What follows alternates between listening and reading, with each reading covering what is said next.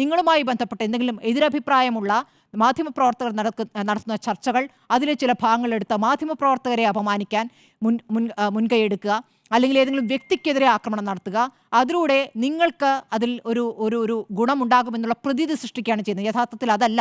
നിങ്ങളെ പാലക്കാട് ജയിപ്പിച്ചതും അല്ലെങ്കിൽ യൂത്ത് കോൺഗ്രസിലെ പ്രധാനപ്പെട്ട നേതാക്കളെ നിങ്ങളെ ആളുകൾക്കിടയിൽ സ്വീകാര്യനാക്കിയതും ഈ പറയുന്ന ചെറിയ സംഘമല്ല എന്ന ഒരു കണ്ണ് തുറക്കൽ നിങ്ങൾക്ക് ഈ കാര്യത്തിൽ ഉണ്ടാകണം. നിങ്ങൾ വളരെ ദുർബലരായി, ബലഹീനരായി ഇപ്പോൾ നിൽക്കുന്നു എന്നുള്ളത് ദുഃഖം തോന്നുന്ന കാര്യമാണ്. കാരണം നിങ്ങൾക്ക് ബോധ്യപ്പെട്ട കാര്യത്തിലാണ് നിങ്ങൾ വീണ്ടും ഫേസ്ബുക്ക് പോസ്റ്റ് ഇടുന്നത്.